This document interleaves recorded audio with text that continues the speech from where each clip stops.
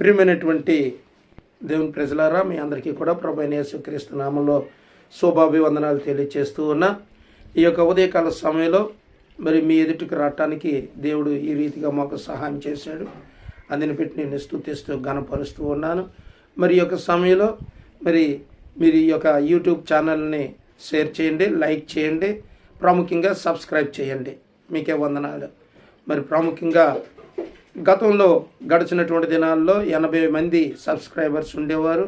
మరి దినాన్న మరి అనుకోని పరిస్థితిలో యూట్యూబ్ ఛానల్ డిలీట్ కావడంతో మరలా కొత్తగా క్రియేట్ చేయడం జరిగింది. కనుక దయచేసి మీరందరూ కూడా ఈ యొక్క యూట్యూబ్ ఛానల్ని షేర్ చేసి, లైక్ చేసి, సబ్స్క్రైబ్ చేయాల్సిందిగా మనవి చేస్తూ ఉన్నా.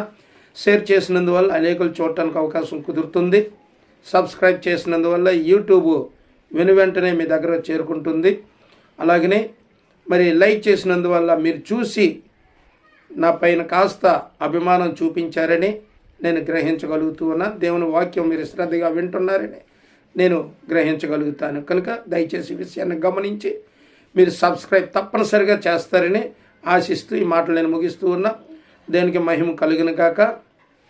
మరి యొక్క సమయంలో ప్రియమైనటువంటి వారలారా, కొన్ని నిమిషాలు దేవుని వాక్యాన్ని మనం ధ్యానం చేసుకుందాం. ఆదికాండం 17వ అధ్యాయంలో మరి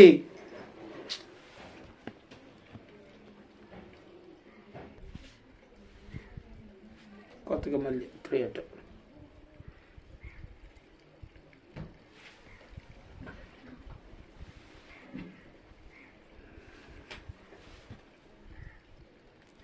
దయచేసే విషయాన్ని గమనించి మరలా మనం ఈ యొక్క వాక్యాన్ని చదువుకుందాం.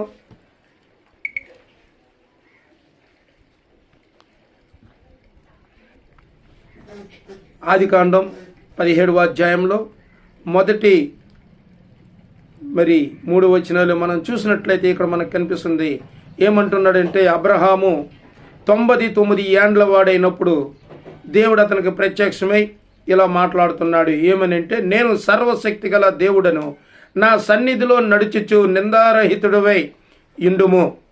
అంటే ఇక్కడ దేవుడు చెప్తున్నాడు అబ్రహాంతో, నేను సర్వశక్తి గల దేవుడిని గనుక నువ్వు నా సన్నిధిలో ఎలా ఉండాలంటే, ఏ విధమైనటువంటి నిందలు లేకుండా, అపవాదిగా ఉండకుండా, నేరస్తుడిగా ఉండకుండా, నువ్వు నిర్దోషిగా యథార్థమైనటువంటి జీవితంలో నా ఎదుట జీవించినట్లయితే నేను నీకు ఏం చెప్తున్నాడంటే, నాకును నీకును మధ్య నా నిబంధనను స్థిరపరచి నియమించి నిన్ను అత్యధికంగా అభివృద్ధి పొందించదనని అతనితో చెప్పానంటే, నువ్వు నా ఎదుట నిందారహితుడిగా ఉంటే, నా సన్నిధిలో నువ్వు ఉన్నట్లయితే, నా సన్నిధిలో కూడా నువ్వు యథార్థవంతుడిగా ఉన్నట్లయితే నేను అత్యధికమైనటువంటి అభివృద్ధి పొందించదనని చెప్తున్నాడంటే, ఎన్నడూ ఎక్కడా లేనంతగా నిన్ను హెచ్చిస్తానని, దీవిస్తానని, అనేకులకు నిన్ను తండ్రిగా స్థిరపరుస్తానని చెప్పేసి పరిశుద్ధాత్మ దేవుడు మరి ఆ యొక్క అబ్రహాముతో మాట్లాడుతూ ఏమంటున్నాడంటే, అబ్రహాము సాగిలపడి ఉండగా దేవునితో మాట్లాడి, ఇదిగో నేను నియమించిన నా నిబంధన నీతో చేసి ఉన్నాను, నీవు అనేక జనములకు తండ్రి వగుదువు. దానికి స్తోత్రం కలిగిన కాక. చాలా చక్కనైన మాట అండి. ఏం చెప్తున్నాడంటే, తను నిన్ను అనేక జనములకు తండ్రిగా నియమిస్తానంటే, అప్పటికి ఇంకా జనాంగం లేరు, ఆయనకి ఇంకా సంతానం కూడా లేదు. అయినప్పటికీ కూడా దేవుడు వాగ్దానమైన నిన్ను అనేక జనములకు తండ్రిగా నియమిస్తాను, వృద్ధి చెందిస్తాను, అభివృద్ధి చేస్తానని చెప్పేసి దేవుడు తెలియజేస్తున్నాడు. అప్పటికి ఆయన వయసు 99 సంవత్సరాలు. అలాంటి సమయంలో దేవుడు ఆ మాట చెప్తూ ఏమంటున్నాడంటే, ఇక మీదట చూడండి, ఇక మీదట నీ పేరు అబ్రాము అనబడదు. ఎందుకంటే ఆయన అంతవరకు అబ్రాముగానే జీవించాడు, కానీ అబ్రహాముగా జీవించలేదు. అటువంటి వాడికి దేవుడు ఏం చెప్తుంటే, నీవు అబ్రాము అనబడవు, ఇక నిన్ను అనేక జనములకు తండ్రిగా నియమించి గనుక, అంటే భూమి మీద ఉన్నటువంటి సమస్తమైనటువంటి జన సమూహముకు కూడా నిన్ను తండ్రిగా నియమించాను గనుక నీ పేరు ఇక ముందు అబ్రహాము అనబడును. అంటే అబ్రహాము అంటే అనేక ప్రజలకు తండ్రి, అంటే అనేకులకు నీవు తండ్రిగా ఉంటావు అని దానికి అర్థం. కనుక ఆ మాట స్పష్టంగా చెప్పి, ఇక నీ పేరు అబ్రాము కాదు అబ్రహాము అని చెప్పేసి తెలియచేశాడు. అంతేకాకుండా చూడండి ఇంకొక మాట, మరి నీకు అత్యధికంగా సంతానాభివృద్ధి కలిగజేసి నీలో నుండి జనములు వచ్చినట్లు నియమించుదును, రాజులను నీలో నుండి వచ్చెదరు అని చెప్పేసి చాలా చక్కనైనటువంటి మాట మనకి తెలియజేస్తూ ఉన్నాడు పరిశుద్ధాత్మ దేవుడు. అంటే ఇంకా అప్పటికి ఆయనకి పిల్లలు పుట్టలేదు, కానీ దేవుని వాగ్దానం తెలియజేస్తూ ఉన్నాడు. దేవుడు ఒక మాట అన్నాడంటే అది అవుతుంది, కానీ అది విఫలం అవ్వదు. విఫలం అవ్వాల్సిన పని ఎంత మాత్రం కూడా లేదు.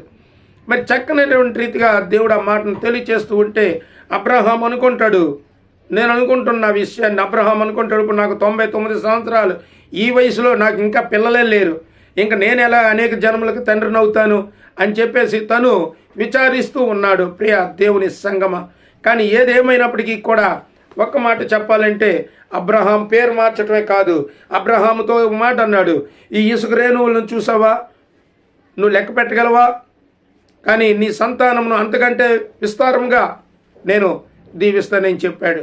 అలాగే ఇంకొక మాట కూడా చెప్పాడు, ఆకాశంలో ఉన్నటువంటి నక్షత్రాలను చూసావా అబ్రహాం, వాటిని లెక్కించగలవా నువ్వు అంటే లెక్క ప్రారంభించాడు, కానీ ఎంతటికీ లెక్కట్లేకపోతున్నాడు, ఎంతకీ ముగించలేకపోతున్నాడు. అప్పుడు చెప్పాడు దేవుడు, ఇంతకంటే విస్తారముగా నీ సంతానాన్ని దీవిస్తాను, వృద్ధి చేస్తాను అని చెప్పాడు. ఎందుకంటే ఆదికాండం 1వ అధ్యాయంలో మనం చూస్తే అక్కడ మనకు కనిపిస్తుంది, మీరు ఫలించండి అని చెప్పాడు. ఫలించడం అంటే అర్థం ఏంటి? నువ్వు ఒంటరిగా ఉన్నావు, నీ ఒంటరితనాన్ని నువ్వు ఒంటరిగానే జీవించకూడదు, నీవు అనేకులకు తండ్రిగా ఉండాలి. నీకు 10 మంది పుత్రులు పుట్టారు, 10 మందే నీ పుత్రులు, కానీ ఆ 10 మంది మరో 10 మంది, ఆ 10 మందికి మరో 10 మంది ఇలా వస్తారు. కాబట్టి వీళ్ళందరికీ తండ్రి ఎవరు అంటే అబ్రహాము. అబ్రహాము సంతానంలో ఉన్న నీవు కానీ నేను కానీ జనములకు తండ్రిగా పిలువబడుతూ ఉన్నామా, పిలిపించుకోగలుగుతూ ఉన్నామా, లేదు ఎవరైనా పిలిస్తే పలకగలుగుతూ ఉన్నామా? మనం ఆలోచన చేద్దాం ప్రియ దేవుని సంగమా. ఎందుకంటే దేవుని వాక్యం సెలవిస్తుంది, నిన్ను అనేక జనములకు తండ్రిగా చేస్తానని దేవుడు అబ్రహాముతో చెప్పినప్పుడు అబ్రహాము నిరాశ చెందాడు. నాకేటుంది, నా వయసు అయిపోయింది, నాకు పిల్లలు లేరు ఇంతవరకు, కానీ నా సంతానాన్ని నువ్వు అధికంగా దీవిస్తావా అనుకుంటూ ఉన్నాడు. కానీ 22వ అధ్యాయంలోకి వెళ్తే అక్కడ మనకి కనిపిస్తాడు ఎవరు? అబ్రహాము కొడుకు ఇస్సాకు. అంతకంటే ముందు ఇంకొకటి కనిపిస్తాడు, ఆయన పేరు ఏం పేరు? ఇస్మాయిలు. కానీ ఇస్మాయిలు హాగరుకు పుట్టినవాడు, కానీ వాడిని దీవిస్తానని చెప్పాడు, కానీ ఈ దేశంలో దీవిస్తానని చెప్పలేదు, వేరే ప్రాంతంలో దీవిస్తానని చెప్పాడు. కానీ ఇస్సాకును మాత్రం ఈ ప్రాంతంలోనే, ఈ పట్టణంలోనే దీవిస్తాను, ఈ కనాను దేశంలోనే దీవిస్తాను అన్నాడు. అలాగనే అబ్రహాముకు ఒక్క కొడుకునిస్తే ఇంకా అనేక మంది కొడుకులు ఇచ్చారు 2వ భార్యను చేసుకున్న తర్వాత. అంటే సారా చనిపోయిన తర్వాత కెతూరా అనబడిన ఆమెను పెళ్లి చేసుకొని మరికొంతమంది పిల్లలకు అన్నాడు, కానీ అది మన లెక్కలోకి రాదు. కానీ అబ్రహాము గర్భంలో నుంచి వచ్చిన వాడు మాత్రమే మనకు లెక్కలోకి వచ్చాడు. వారు ఎవరు అంటే ఇస్సాకు. 2 కొడుకుల్ని కన్నాడు. ఆ ఇద్దరిలో ఒకడు యాకోబు, ఒకడు ఏసావు. ఏసావు వృద్ధి చెందినట్టుగా మనకు కనిపిస్తుంది, కానీ అందులో మనకి లెక్కలేం కనిపించవు. కానీ యాకోబుకు పుట్టిన వారు 12 కొడుకులు, 12 మంది సంతానం. 12 మంది సంతానం కూడా 12 గోత్రాలుగా స్థిరపరచబడ్డారు. ఆ 12 గోత్రాల ద్వారా ఈ రోజున నీవు నేను కూడా ఈ భూమి మీద జీవించగలుగుతున్నాం. వారికి కుమారులుగా మనం ఉన్నాం. మనకి తండ్రిగా ఎవరున్నారంటే అబ్రహాం.